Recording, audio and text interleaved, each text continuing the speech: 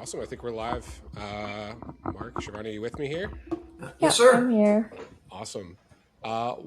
Thank you all for joining. Excited to chat on this topic. It's something that I know is obviously a big hot button issue in the market right now. It's something that's affecting all areas and is something that is taking up a significant portion of our day. So, um, as we kind of get started here, I want to sort of introduce the participants. My name is Jonathan Phillips. I lead our new sales team at Trucker Tools. I spend a lot of time with sort of that bird's eye view, right? Seeing some of the macro trends that we're hearing from brokers as far as the fraud and helping our development teams kind of fight it day in, day out. But I think the really important thing is to also hear from some of our very experienced collaborators or partners that are boots on the ground. So I have two fantastic folks here to join me today from SPI. Very grateful for you both for joining, and I'll let them hop and introduce themselves as well. Thank you, Jonathan. My name is Shivrani Narayan. I've been with SPI Logistics for about 6 years now, and I oversee mostly our cargo claims department as well as managing distressed loads that come through day to day. So if there's any recoveries that need to be done, and we have to speak to a majority of different parties involved, law enforcement, carriers, insurance companies, customers, to try and get those situations handled. That's pretty much what I do typically on a day to day. All right. Well, Jonathan, thanks for having us on. Mark Funk, everybody. I've been in the industry now for about 30 years, so I'm dating myself. I used to work on both the shipper and the broker and carrier side. So looking at it from all different angles, I get involved in a lot of different things that we do here at SBI. And, it goes from carrier compliance all the way through assisting on claims or stolen loads or fraud, theft, things like that as well. Awesome. Well, again, thank you both for joining.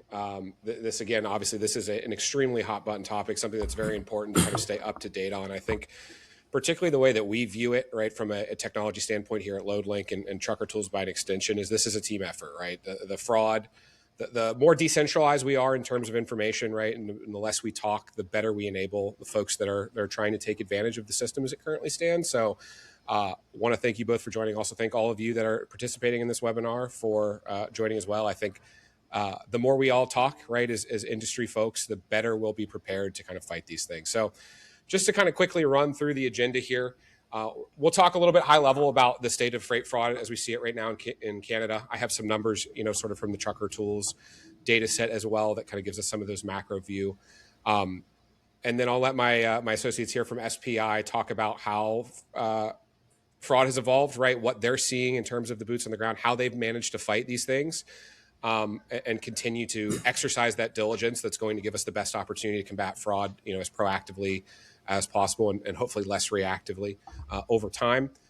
Some of the warning signs that we're seeing that can help catch some of these things, as I'm sure many of you know, there's no end game to fraud, right? We figure out a new way to shut down a particular avenue. They're going to adapt and try to find new ways. So it's really an arms race at the end of the day. So I think continuing to innovate, right, continuing to operate at the highest possible level is, again, what gives us the best opportunity to avoid these incidents at the end of the day. So we'll talk about some of those tools and practices as well. And, of course, we'll leave some time for questions here at the end. So I'm very, very excited to kind of run through these topics. So in terms of the state of fraud today, I'm sure I don't have to tell anyone that is joining this call that we're just seeing multiplicative increases in incidences of fraud, or at least attempts of fraud year over year. We, from a data perspective, there's a pretty steep curve in terms of what we're seeing on the fraud side. There's a lot of bad actors out there, and they're trying to take advantage of processes that we're trying to do quickly and efficiently, right, to deliver for our customers. They're looking for any weaknesses they can to exploit to try to steal freight, double broker, do all these things that are ultimately, obviously, very, very unethical and illegal, but for their own gain. So some of the things that we're seeing here, over the last 2 years, we've seen fraud and cargo theft more than double in the Canadian marketplace. It has been an exponential increase from a macro data level that we're seeing. I think something that I would just sort of attribute that to is there's a lot of freight that's got to move quickly, right? So there's a lot of opportunistic crime, right? There's a lot of folks that are just looking for those easy ways to steal freight, try to pass it off, pawn it off, take advantage of brokers who are making a good faith effort to get things where they need to go. So that's really what we're here to fight, right? At the end of the day, every incident that we can avoid, whether it's on the technology vendor side or help you all avoid from an organizational standpoint, I think that brings a lot of benefit to the entire industry. The biggest hotspot for that is going to be Ontario, and particularly the Toronto area. A overwhelming percentage of the fraud instances we see are located within that marketplace. Kind of follows, right? It's such a hotbed for freight in general. Lots of organizations operating very strongly in that market. There's a lot of those bad faith actors operating there as well. So that's an area that is a particular stress, I think, for us on the vendor side, but also obviously for from a sort of workflow side for brokerage as well. Average load of a theft incident continues to rise year over year significantly. It's getting more and more painful for brokers to sustain these types of losses. Nearly $300,000 average loss, right? When one of these instances happen, that's something that can, sink a brokerage, right? Of if it's a smaller, mom and pop type brokerage, even the biggest among us feel significant pain, right? When that type of thing happens, it's something that I don't think there's a size of brokerage where that's not an extremely painful thing to sustain, right? From a business perspective. So again, the focus becomes on what we can do from a strategic and preventative level. Massive. You can see here in the bottom left with strategic and identity-based fraud, 15x we're seeing those instances just in the Trucker Tools network alone, right? Where we are doing load tracking and proactively looking for fraud alerts, things like that. We have a system that is sort of an overwatch, if you will, where we have computer systems in place that are looking for suspicious behavior, looking for things that flag as potential fraud to try to help our customers get ahead of those things. We are seeing this in the data extremely commonly. Huge rise in like VoIP usage, right? Internet phone line usage to try to persist fraudulent behavior.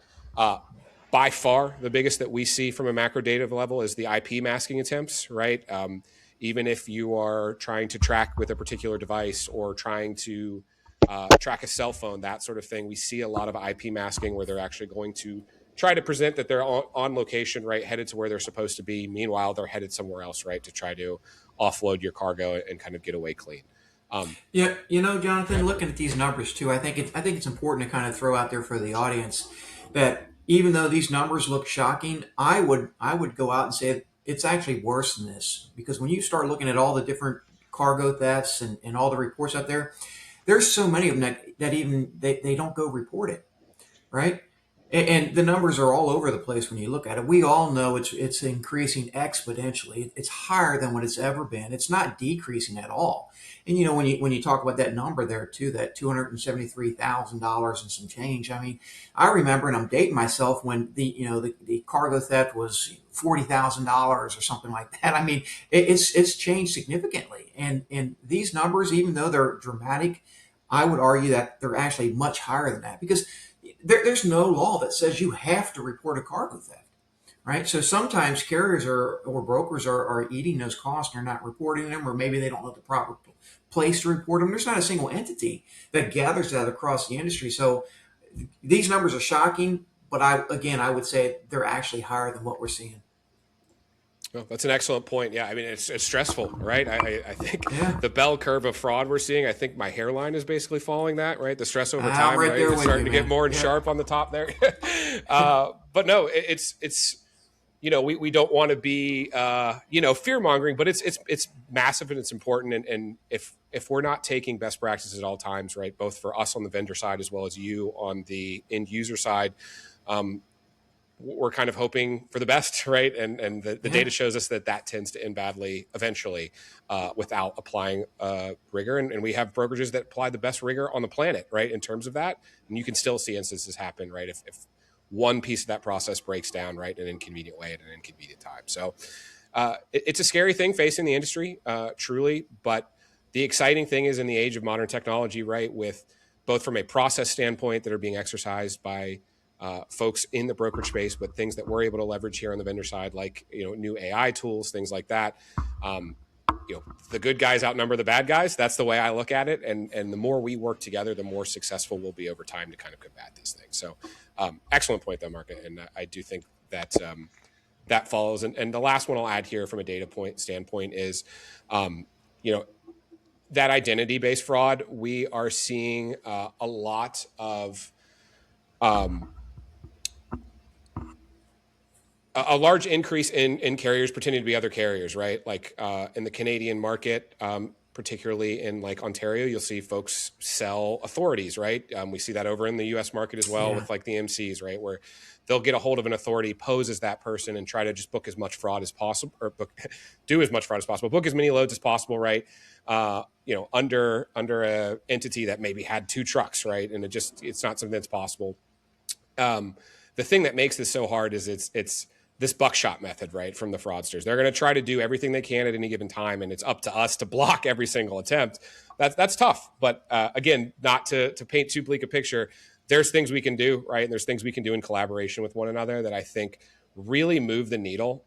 And we see that when that vigor is applied, you see a massive reduction in fraud. A huge piece of this can be reduced with some basic best practices, right? It's not going to be a one-size-fits-all solution, but there are some things here, and I know Mark and Shivani will go into that a little bit here in a moment. So just to kind of reiterate, I talked about this a lot. Not necessarily surprising. We see a lot of fraud localized around some of the biggest centers in terms of where this freight is moving. Toronto is prohibitively, in the Ontario area, prohibitively the largest area where we see it. I think something like 80% last I looked of fraud is happening within that area, within some of those key cities where a lot of freight is moving, right? Toronto and the Ontario area. Those are definitely areas where I think the absolute most fidelity or most care should be taken, right? In terms of vetting entities that are being worked with, making sure we're keeping a hold of what's going on. We see a lot in Montreal as well. But again, if I'm going to circle a big area in red pen, like I said, it's going to be Toronto, because that's just where we're seeing time and time again. We're just seeing many issues and a lot of attempts. I'll ask you, Mark and Shivani, is that probably echoes what you see as well on your side of things? Yeah, I would say so for the most part. Yeah. Awesome. Cool. Well, I'll pass it to the two of you to kind of talk about how fraud has evolved a bit, and let me know when you want me to move slides here. All right. Well, let's get to the next one then. All right. So, when you start looking at fraud and how it's evolved and what's happening, especially in the Canadian freight market, in the past you always had, straight theft or physical theft, right? And that was pilferage, things like that at different lots and whatnot. And then over time, it's changed a little bit more to strategic theft. Right. And strategic theft, that it's not, you still have pilferage and straight theft, but the real needle movers it's the strategic theft where, bad actors, they gain access to emails, they gain access to phishing attempts, things like that. They spoof phone numbers. They do a lot of different things to make themselves appear as if they were the actual carrier. And we're seeing a rise in that. Document identity theft, things like that. Shiv, do you want to talk a little bit about what you're seeing on the identity theft section of it? I think identity theft has been huge, and that's pretty much what across the industry has risen like exponentially. And I think the biggest things, obviously, we'll get into a little bit more afterwards, but the biggest things is the fact that there isn't enough security when it comes to all these other carriers, when it comes to their email inboxes. Like it's a company email inbox, so you should definitely have more security in that. But that is one of the biggest things that we're seeing currently, as well as I would say, actual carriers, legitimate carriers, being hired by brokers that are fraudulent brokers, and then taking real shipments and then getting that rerouted, and then it gets double, triple brokered. So that is another thing that we're seeing quite often as well. Yeah, and Jonathan, also something that we're seeing in the Canadian market that I want to say maybe it's unique, but then again, maybe it's not. And here's what I mean with that. In the U.S. market, we had a lot of fraud, a lot of theft, and it ramped up just crazy. And then there was a lot of measures, a lot of things put in place to try to capture and catch some of these, some of the things we're going to get into in a little bit, the double brokering, the phishing, and things like that. And then as tighter controls were put in place in the U.S. market, it seems like a lot of these bad actors took those same methods and moved them up into the Canadian market, right? To where maybe, you know what, they're really good at being a double broker. And that's something that they're good at. And some of the controls that were put in for the U.S. market, they said, you know what, we can get away with it maybe a little bit easier in the Canadian market because it's a different landscape. So we're seeing some of the old methods in the U.S. resurfacing or surfacing for the first time in the Canadian market. Yeah, I think that makes a lot of sense, and it just follows the narrative like we talked about that so many of these instances are just predatory in terms of convenience, right? Like where can we find the path of least resistance? I mean, I remember the days where if you got a phone number from like Sheridan, Wyoming, I knew that was a fraudulent attempt. Like there was a shell company, something like that. A lot more sophistication, happening these days. Something I'll add as well, and I'm not sure if you all have seen this, but we've seen a couple instances of this on the from a macro level is good faith broker, good faith carrier, somebody calling that carrier, pretending to be someone else, right? To try to get to alter where they're going to try to get them, because that bypasses a lot of those checks, right? You can have a driver that's done everything right for 30 years. Somebody tries to pose as the broker, right? Send them somewhere else, that sort of thing. So it becomes tricky at that point, right? I think that's where we see automation and tools start to step in and help. Obviously, process is extremely important as well, but I think the best practice is a little bit of a marriage of both, right? Yeah, and it is. I think some of that too is related to, and I mean this in the nicest way, but a lot of it it's related to the Canadian market and how it's kind of just fragmented. There's no large body that governs the entire swath of things. But then I mean you can look at the states and you got the FMCSA and they're kind of all over the place as well, right? So it's up to the individual brokers to take a look at where they're at and the carriers themselves and put in some of the best practices. And I think we're going to get into some of these on the next slide. Yep. Well, it looks like we have a couple of questions here from the chat. First, since Canada does not have any freight broker regulations, double brokering by carriers is rampant. Loadlink doesn't generally police this. Thoughts, comments on lack of broker regulations? I'll let you guys comment, then I'd be happy to comment from our perspective as well. Yeah. So Shiv, I'll take this if that's okay. So from the lack of broker regulations, I mean, if I'm a carrier, I'm assuming this is a question that came from a carrier. If I'm a carrier and I want to know if I'm going to work with a specific broker, if it's safe to, there's different tools that the private industry has created that they can go use to check on their broker, right? I mean, you can have your factoring company check on a broker. There's some other tools out there. I don't want to specifically say, hey, you need to go buy this tool, but carrier sure has something that it can go check on. I believe there's some other tools out there that people can use to check to see if the broker is a valid broker. And there's some other little things that you can do to protect yourself. And again, we're kind of getting ahead of the slide, and we're going to talk about that a little bit. But really, to sum up this slide before we move on and address some of those other questions, it's freight fraud, freight theft. It's not going to go away. Newsflash, it's not. And like you alluded to before, Jonathan, there is no silver bullet that you can just say this is going to fix everything, because as soon as you do that, they're going to come up with a better bulletproof vest, right? And they're going to do that. It's truly about when I think about freight fraud and trying to prevent it, I think about home security. Make your home something that a bad actor says, I don't want to mess with. They can hear the guard dog. They can see the security sign. They see, if depending upon your area, you got bars on your window, right? But those types of things will make that person not come to you and go to a different entity. And I think that's what it's about. Awesome. Yeah, and we'll address more some of the ways that, I think collaborations like ours can bypass or help try to mitigate some of the challenges, right, of a looser regulatory market. But in the spirit of keeping things moving, we'll keep going here, and we'll address that a little bit closer towards the end here. All right. So freight fraud. And this is where Shiv was talking about earlier too, with some of the identity issues and whatnot. It's not a single person that's doing these types of things. It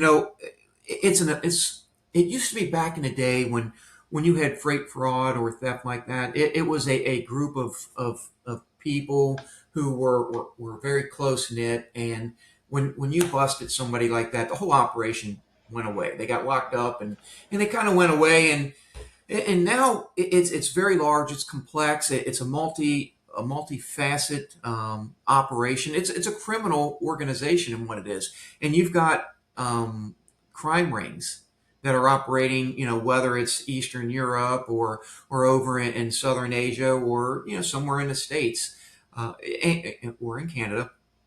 And what happens is now when a crime ring is busted, and they go to jail, in a matter of a couple of days, they got a whole new group of people who they fly in, they ship in, whatever, and they just pick up where the other group left off on. Ship, did I leave anything out on that? Trying to think. I think that is pretty much what it is when it comes to the fraud networks operating. Yeah, if I think of something else on that, I'll add to it. Okay. Yeah. So, one other thing too, I want to talk about this. So, and you had mentioned about the Sheridan, Wyoming one, where there was, I don't know, over 100 or some 600 or some different carrier entities out of there. So one of these fraud things that we started to find in the States, and it's moving to the Canadian market, is you've got these bad actors, and they'll come in and they'll buy a block of MCs, and they'll just burn through those MCs. Or they find a carrier who is going through a rough patch, and they offer to buy that MC, and then they say, you know what, I'm going to give you a little bit more money, but I also want, guess what, I want your phone number and I want your email. Because and they could pitch that as, I want to keep your reputation in the industry, so I still have your customers. Well, so if that happens and a bad actor takes that MC and it's not reported that there's a change in ownership, well, that's a very dangerous situation, because that carrier is already set up. It's in a broker's network, and there's different data signals you can pick up on that, but it makes it a little bit more difficult to do that. And there's just multiple people involved in that. It's not a single person or small group anymore. It's vast. It's a vast network. And if nothing else, and I've heard somebody else, I think it was Scott, shout out to Scott Cornell, who talks about this. If nothing else, the bad guys are really good at ROI, right? They spend $5,000-$10,000 to buy an MC, and then over one weekend they can seal $1 million worth of freight, if not more. Absolutely. Well, we'll keep things moving here and kind of talk about, obviously we've talked a lot about the threat of fraud, right? What does it look like? Well, I think the next piece here is let's talk a little bit about the reality, right? What is this looking like on the ground? So would love to get both of your insights on this piece. Sure. Shiv, I'll let you go. What we're up against, I think, in general, is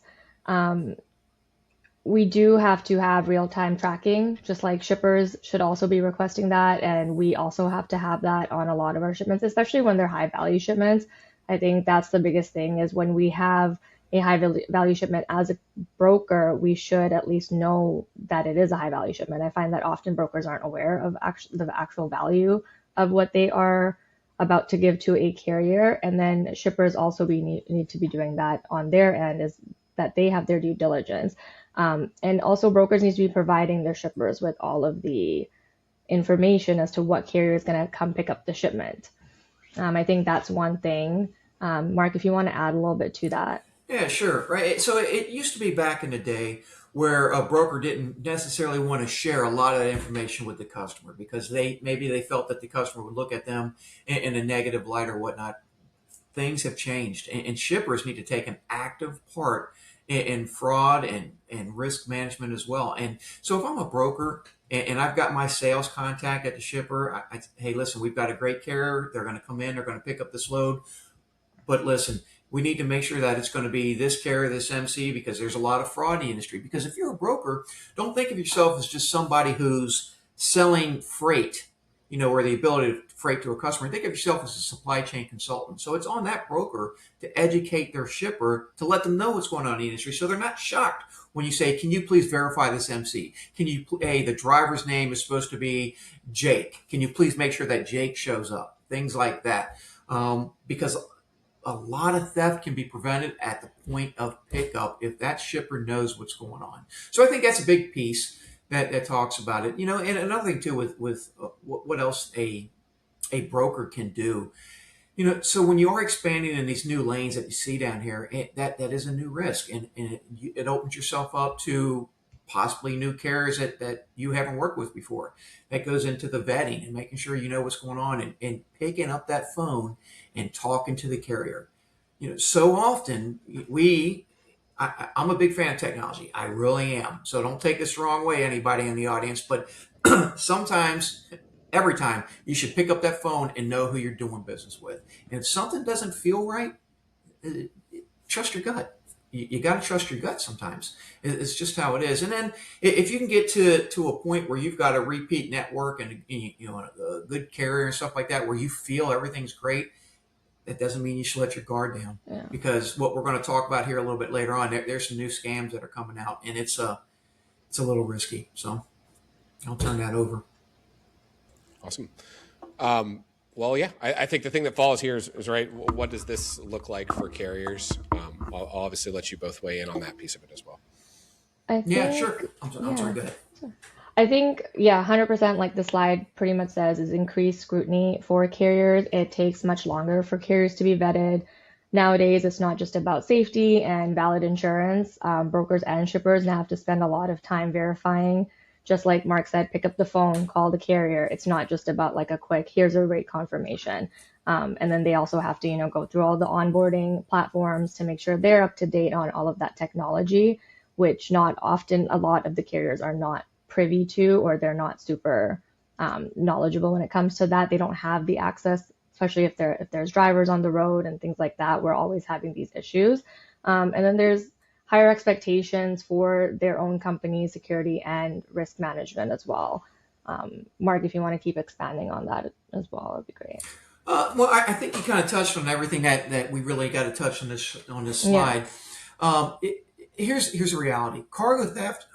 It's mainstream now. I mean, it was on 60 Minutes. You see all these really rich, famous people. They have truckloads, of tequila stolen, vehicles. I think Shaq's vehicle was stolen. I mean, there's a lot of different things happening. So it's out there and it's real. And every time that happens, it actually affects carriers, and they're going to face more scrutiny. Their insurance is going to go up. It strains relationships, because then brokers are like, is this the real person? But then the carrier got burnt, because the carriers a lot of times are the innocent victims in this. So I think you summed it up, Shiv.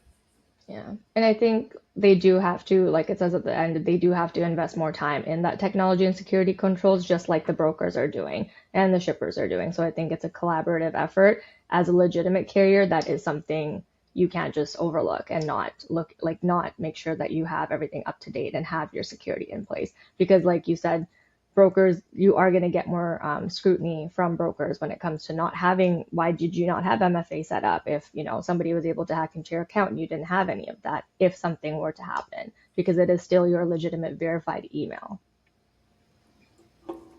Absolutely.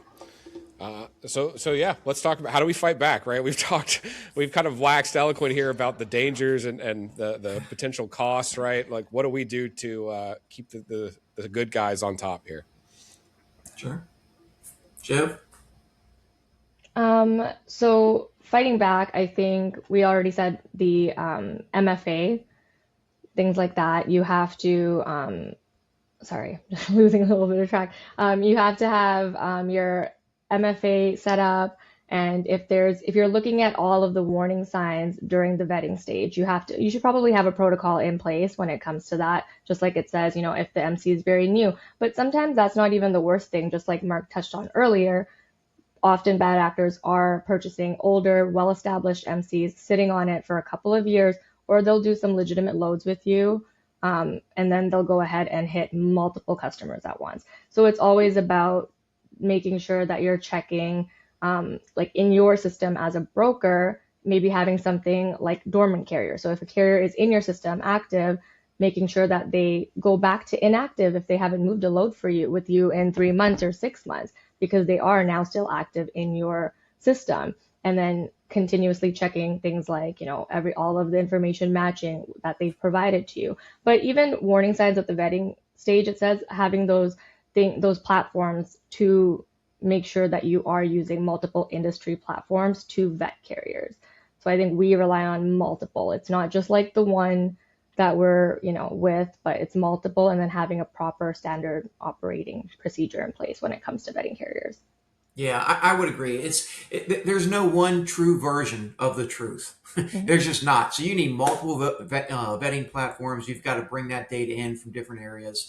Some other data signals that I want to call out. If a carrier and you see that their inspections are all in California, and all of a sudden they want to pick up a load, going from Chicago to New Jersey, it's like, well, that's not, and that's doesn't mean they can't do it. Right, and that's in the States. It's not in Canada. I know we're focusing on Canada, but for the point of it, if they're going to run a lane that they haven't ran before, or they don't have inspections in, and not a lot of carriers have inspections, so you can't rely solely on that. But it's just a flag, and if you get enough of these flags that line up, it probably isn't a good idea. So that's something you got to think about. And on a bullet point here that we got here, where there's a reluctance on the ELD connection. Um, or a tracking, I get that there's a fear in the industry where carriers may say, "Hey, big brother, I don't want them following me, or I don't want to get tracked." But you know what? I would venture to say anybody listening or watching this cast right now, they probably bought something from Amazon, or they bought something from an online retailer. And you know what we all do? As soon as we get it, we look at our phone and we track it. When is it going to get delivered? Where is it at? In our customers, your customers are no different. So if we're at that day and age where a carrier says, "I'm not going to accept tracking," or "I don't want to do tracking," maybe that's just not the right carrier for you for that load for that day, Yeah. right? Just throwing that out there.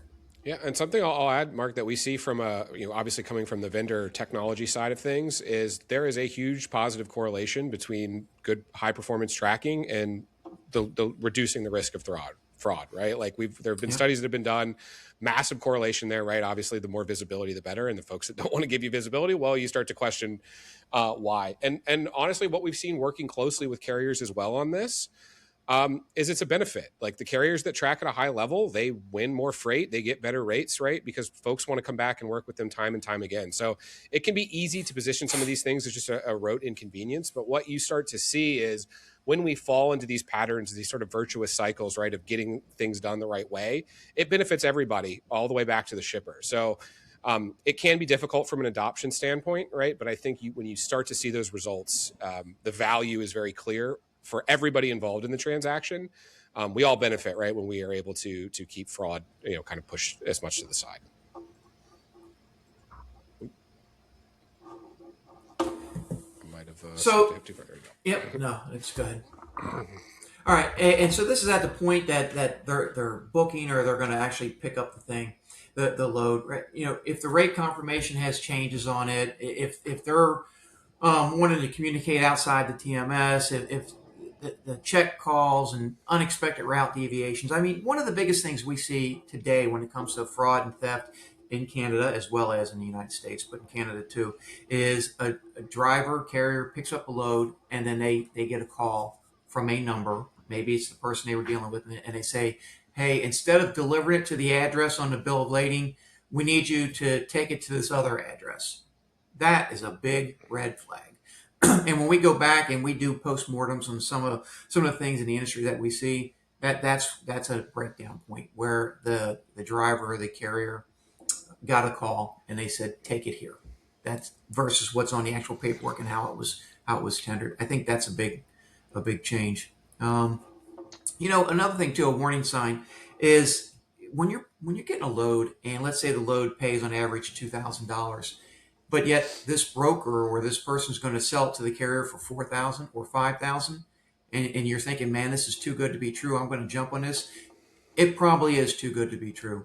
And on the flip side, for a broker, if you know that this load pays $2,000 and you've got a carrier saying, "Hey, I'll take it for you for 1,200," something probably isn't right. So that goes with trust your gut, right? That's a warning sign. Shiv, there's some of these you want to touch on?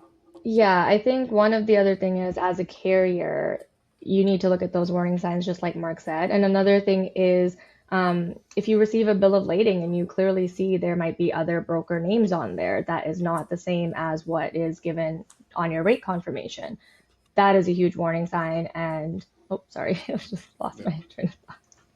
Sorry about that. It was in the other slide. Oh, I'm back one. Yeah, Apologies. but the other one was for me. I don't think that's on here anyways. It's just if there is a carrier whose email has been compromised, one of the things we have seen in the industry is that it is coming from the verified email, but the email signature and the phone numbers that they've provided is completely different. So yes, you're getting all these emails, good communication from the carrier, but what they're doing is deleting it on the back end, or they've set up some sort of rule where any email communication coming from you is being deleted and the real carrier does not actually know. But in the signature, if you were to just do a quick due diligence, check that number, check it for fraud on any industry websites, if it's been flagged for fraud or anything like that, or if it doesn't match the actual carrier's company number listed on, you know, websites, then that's a huge flag as well. Awesome. And I'll just do, as we move on to the next slide here, I'll just do a quick time check here. We got about 8 or 9 minutes left here, and we want to leave some time for Q&A, so we'll have to speed up just a little bit here. Yeah. Sure. Yeah. So we can actually on this slide we talked about before the load moves. You got to verify identity, things like that's the key during transit. Again, making sure that you've got the load tracked. Inside Trucker Tools, just shameless plug for you guys. You can geofence around some of that stuff, and it pops and let you guys know. And then you also want to make sure that all your tracking is inside your TMS, so you can get that over to your customer when they need it and when you need it. That slide that pretty much sums that up.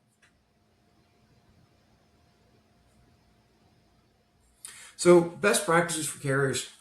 When you talk about the cybersecurity and access, and Shiv mentioned that before when she talks about the multi-factor, we see this a lot where a carrier has an @Gmail or a public domain or even their own domain. And somebody, maybe a person worked there and then they left. And that person still has their password. And we've seen it where bad actors will get into an email and they set up forwarding rules and auto delete rules, and they're booking freight through a verified contact with that carrier, and nobody knows. The carrier doesn't know, the broker doesn't know because nobody picked up the phone and called, and the load's picked up and it's gone. And then you have a host of issues. And a lot of that can be prevented just by putting in multi-factor authentication. That's key. Shiv, I'll let you do the next one. Yeah. Oh, go ahead. Oh, sorry. I think we discussed this earlier as well. Loads paying well above market rate, so understanding the warning risks and signs. So I think we're kind of going back into everything we already discussed a little bit. Delivery changes after pickup, bill of lading containing different broker names, party names. Again, if you see a different, or even if you worked with a broker before, because this has happened before as well, where we've had carriers thinking that they've booked legitimately with SPI, and it's not our domain at all. And if you've worked with us before, so you've seen what our rate confirmation looked like, and what you were given is completely not the same. So I think that's the other thing, is if you've worked with us before, with a broker before, make sure you keep in touch with the same contacts, contact head office if you find anything suspicious. Pretty much that, yeah. Awesome. Well, I think this comes to the second part of the conversation, right? There's two sides of this coin. There's the rigor from a workflow that folks like Mark and Shivrani are exercising, and then there's how can we as a vendor, here at Loadlink and by extension Trucker Tools, help to do our piece in the fight. For those of you joining the call that aren't familiar, Trucker Tools is a visibility and tracking organization. We are now part of the larger Loadlink company. It's not just sort of a partnership thing. Brought in for exactly these reasons, right? There's some challenges that are very specific to the Canadian market when it comes to like the regulatory environment, right? In terms of visibility and things like that. There's no perfect regulatory environment, right? There's still challenges on the US side of the fence for folks over there, even though it's, a little bit more centralized. But what something like a Trucker Tools or Loadlink is able to leverage is something that a strong regulatory environment endeavors to do, which is a level of oversight, right, and collective data that allows us to identify trends, identify outliers, identify things that can be targeted to help. So on that end, at Trucker Tools, what we're doing is tracking loads, right, from end to end. We have automated tools in place to identify red flags for fraud. We identify tens of thousands every single month and help avert loads being stolen. And in the absence of a stronger, sort of centralized governmental entity, we can almost act as a a Band-Aid, right, to that process, because we're seeing these transactions happen, both obviously at the transaction level with Loadlink, and then now rubber meets the road, pardon the terrible pun, but on the trucker tool side of things. So the way that we combat fraud, really it's a team effort, right? The more folks that are participating in this sort of collective overlook, right, of the Canadian marketplace, the more successful we're going to be. We see it time and time again. New fraud methods come out, and maybe somebody gets hit by that, and we're able to get a detection method in place much more quickly than we would have, if you were just operating insularly within a singular brokerage, right? So it's sort of that collective pack mentality, if you wanted to talk about it that way. I think that's where the Trucker Tools Network really comes into place, right? We have the largest network of MCs, brokers, shippers from a visibility standpoint in the marketplace today. Hundreds of thousands of carrier entities in Canada, US, Mexico, really all across North America, and tracking millions and millions of loads every single year. This gives us a prohibitive advantage in terms of seeing from a macro level, what are these fraudsters attempting to do, right? To defraud, to trick. And I think a lot of things come down to simple rigors, like Mark and Shivani said, right? MFA, right? Being resilient to phishing attempts, things like that. But there are certain activities we can see once those things have failed to help us still kind of avert that theft, right, at the end of the day. One of the big ones that we've seen start to flourish in the Canadian market in particular is proactive driver verification, right? Outside of, a perfect environment where, you say, hey, we want to have every single load tracked perfectly, right? There's still, I think, some adoption things that are happening there. We have the ability before a driver even picks up the load to send a ping to that driver, figure out, okay, one, do we surface any immediate fraud concerns, right? Like, do we see a VoIP number? Do we identify location spoofing attempts? Things that are very telltale signs of fraud that can kind of save that transaction before you even finalize with a rate con or what have you. We can ascertain, hey, are you empty, right? Take a picture of the side of your truck. I want to make sure that you are the entity that you are claiming to be, right? We can see what their ETA is to the pickup to make sure that it's actually a person that is going to pick up the load, right? Not somebody doing one of these things, right? I think at the end game, a full load tracking ecosystem is your absolute best case. But we've really made some strides recently in the Canadian marketplace utilizing this proactive load search, because it gives us that early warning sign before that load is actually out of your hands, right? To identify some of those things. So the way I kind of view it from a risk perspective is, hey, we're going to do everything we can on the front end to vet. We're going to do everything we can on the back end to catch if some things still fall through the cracks. Because I think ultimately what's so frustrating about fraud is a lot of it can be very simple, but we have to have 100% vigilance, right? It falls on us, unfortunately, to be vigilant every hour, every minute of the day, or that's where these incidents start to happen. So these systems like what we're doing here at Trucker Tools help to drive that better visibility and catch things that a human being can't. And I think that's where you really start to see that force multiplier, right? It's all of us working together within a network like this, and then having these machine learning AI tools that can look at this data, assemble trends, figure out, okay, what are the new methods to do this? And when I talk about it as a sort of arms race, that's what you see, right? Like when we'll put out a new fraud tool, we'll catch 100% of fraud on that tool for 3-4 weeks. And then they figure out, okay, they've gotten hip to this one, and then they start to innovate, right? So there's no, unfortunately, silver bullet, as we've talked about. We'll never be able to make the marketplace 100% resilient to fraud, but the more data and the more collective action we're able to take through tools like Trucker Tools, right, in concert with Loadlink, I think that creates the best environment for us to be as successful as possible. So I do want to get to some questions here. I think the biggest takeaways here, there is a significant threat in Canada right now, right? With Ontario and the Greater Toronto area as our ground zero. I think we've moved past the point where traditional vetting methods alone are sufficient to the task, right? They help a lot and they're very important, but I think the marriage of those methods and technology is really what puts you in the best case. And I think, to use Mark's analogy earlier, if we don't have to be perfectly resilient to fraud, but if we have the bars on the window of the house, if we've got a big barking dog, right? If we have a big picture of us at the gun club or something hung up inside, I don't know what it would look like, but that's going to make them move on 9 times out of 10, right, to the next victim, because they're looking for the easiest marks that they can. So just taking those steps to make your ecosystem more resilient will have an outsized effect on the chance that we'll see those incidents happen. Mark, Shivani, do you have any final words before we take a few questions here? I know we're coming up against time. We'll run a few minutes over, but if folks have to hop, obviously I understand. Yeah, I think one of the things I always say is like you kind of said that you'll put something out 3 to 4 weeks, it works, and then they catch on, is that we have to be just as proactive and um, basically adaptive to the new technologies and everything that the good guys are putting out, and trying to protect ourselves and protect each other in this. So we just have to be ahead of the game. I don't think we'll be ahead of the game fully as much as we can be, because they are always a few steps ahead of us, but we do have to take these things seriously rather than not wanting to learn these new technologies or invest or take some time, like the extra 15 minutes, and create a different vetting step-by-step process or something like that. So I think that's one of the things I always say too. Yeah, one of the things I always try to say is get connected. I'm telling you, if you're a broker, get into a group with some other brokers and some carriers, get connected, get a network together. There's different industry events that you guys, everybody on this listening, uh, on this cast can go and be part of. Shout out to the Broker Carrier Summit. That's big. You get a lot of carriers, brokers there. You see them connect because things happen, things change. The days where you hold everything close to the vest and you don't tell anybody, that's over. This is affecting everybody. So get connected, get on podcasts, get on webinars, go to events. That's what you need. You've got to connect because it takes a village. It really does. Mm-hmm. Awesome.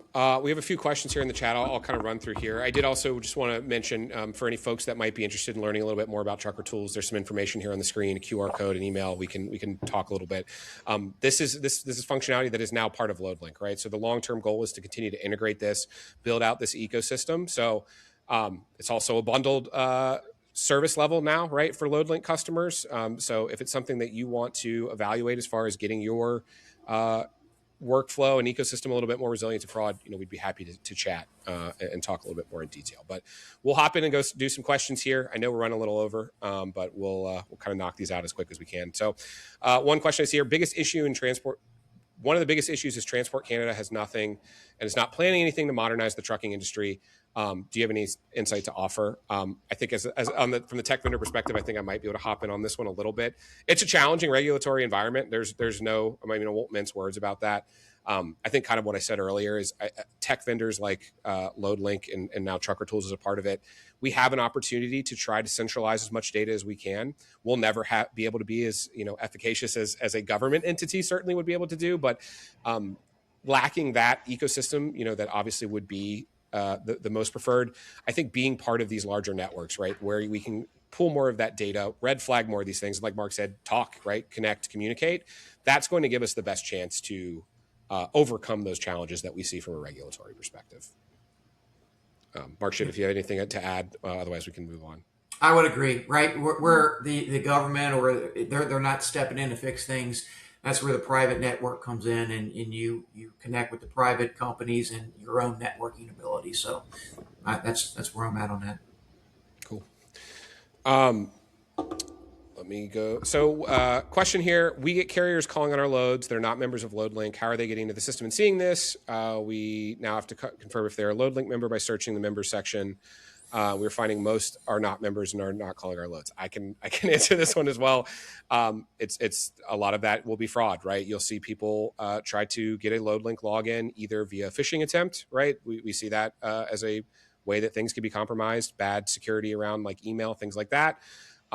Or they'll purchase an account, right, from somebody that's gone defunct that still has an active account, things like that, right? It's very difficult when you have what may have been previously legitimate entities or legitimate entities that have been compromised to completely keep those people out of the system.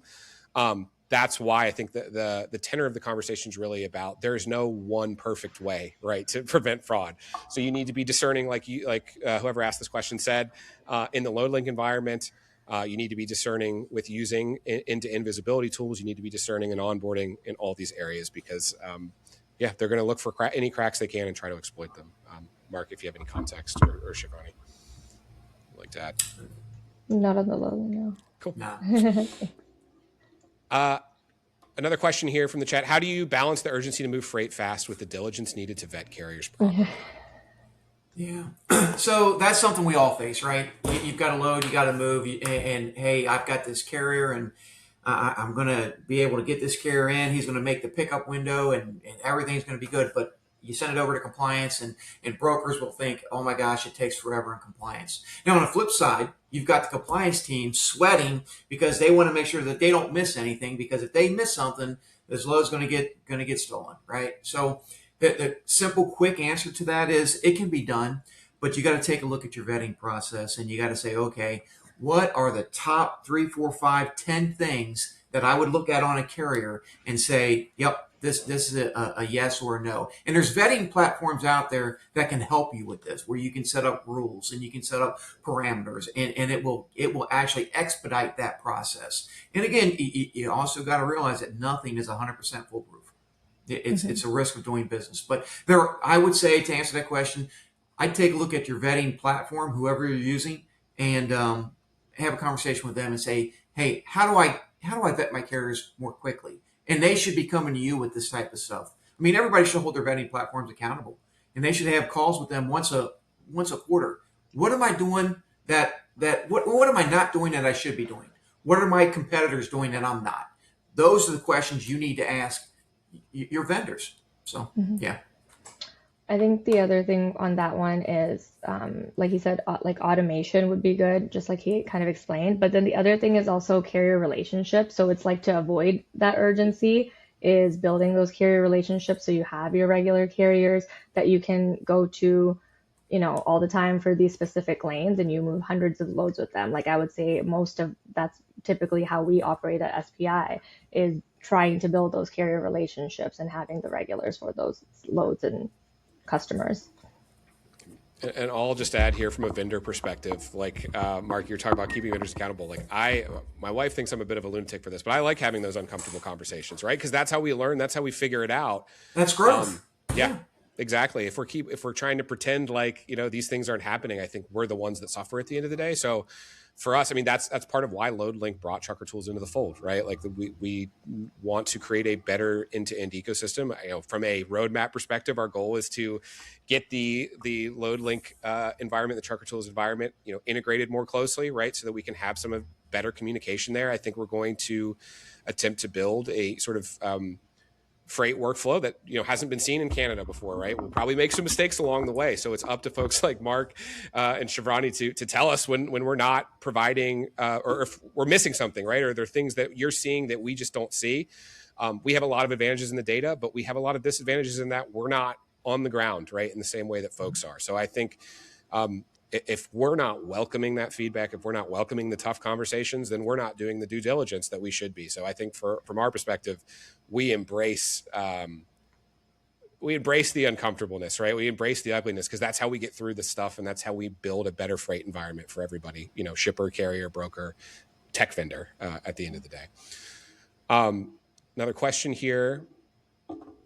Specifically, what do you mean by emails not being secure enough?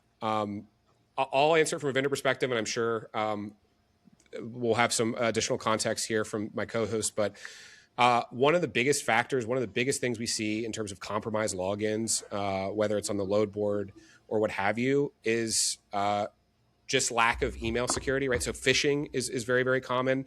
I'm sure many of you have seen phishing attempts come through your inboxes. One of the first things that folks do when they get a hold of a compromised email address isn't necessarily go try to steal loads. It's go to that person's network and try to compromise more emails, right? Pose as that person. I've received, I work with a ton of brokers. I've received phishing attempts from folks that I work closely with from their email address many, many times because that's what they want to do. They want to come and compromise us here on the vendor side. So if I could snap my fingers tomorrow and remove one vulnerability, I think it's that, right? It's that human vulnerability. Fidelity to strong password usage, right? I think is a simple thing that can assist here. Using some of those more complex passwords just to try to avoid that compromise. Being super discerning in terms of evaluating what you're receiving, right? Not clicking external links that are unfamiliar. Don't click that link. Yeah. Don't click the link. I think training your staff as well to make sure that they don't click links. I think we always have to say that all the time. Anytime a new staff member comes in, there are training videos. about that stuff to make sure that they don't click any links, or how to see the difference between a spoofed email or a phishing email. That's a huge thing as well, because you Yeah, are vulnerable when you have more people for to sure. your And then company. 3 ways I would sum this up to fix the whole email, not fix, but help the email issue. Do that multi-factor, change your password on a regular basis, and then anytime somebody who had access to that email left the company, change it. Even if you change it that morning and that person says I quit that afternoon, change it again. Hmm. It's a pain sometimes, but that's going to help you in the long run. You can never err on the side of changing your passwords too much, right? Like there's no negative Nobody wants to, but yes, right? No, Yeah. I believe me. Yeah, it's annoying for us too, right? Coming from a tech vendor side, we have extremely high security standards, right? That we have to adhere to in terms of access to our platforms and our systems, because we could, an incident could compromise entire networks of brokers, right? So we have some insanely smart and and really talented people that work for us on the security side. So we put a lot of rigor and a lot of testing. Something you can do that we do here is test your people, right? Send them a phishing attempt that's coming internally, and see if they click on the link, right? That's a safe way for you to do some penetration testing in your ecosystem. And it would Hmm. surprise you how often somebody you would think is very security conscious might just be lax, because the difficulty with these, like we've said, is not that it's any individual attempt is so sophisticated and so dangerous. It's the pervasiveness and the ever never ending nature of the attempts, right? We have to be Hmm. vigilant at all times. That's what creates a challenge here. And as a father of young children, who I'm kind of in that same boat when it comes to keeping my kids from taking a header off the stairs, it's kind of a lot of same thing, right? It's exhausting. It never ends, but it's important, right? And so it's something that we constantly want to keep exercising vigilance on. So I don't think I see any more questions here. So, Mark and Shivrani, I want to thank you so much for your time today. Would love to invite you to add any closing thoughts that you have, but genuinely, we really appreciate you sharing your information and helping keep everybody up to date on where fraud stands. Yeah, sure. So, Ship, you got any closing thoughts before I say anything? I think just overall, I think what we covered earlier as well is, get ahead of the game, be proactive, go to your, industry contacts and build these connections, attend webinars. I've been with the industry for 6 years. Mark's been here much longer, but technically I've only been here for 6 years, and I feel like I have so much knowledge. And a lot of it was gained at these conferences and building these connections with people like Scott Cornell and law enforcement that I've met at these conferences, and even just the day to day, like hearing the stories that are going on, and how how these things have happened. I think building that knowledge on your end to see how you can prevent it is the best thing. That's just my closing thought. Yeah, that's a great close, Shiv. So I really can't add too much to that other than don't click the link. And everybody who's watching this, I'm available on LinkedIn. If you have questions, you want more feedback, reach out. I'm always willing to help whoever I can, because it's going to take all of us. Yeah, Mark's going to be sending fake rate cons via LinkedIn message to all of the attendees here just to see if everybody was paying I attention. just hacked your email, Jonathan.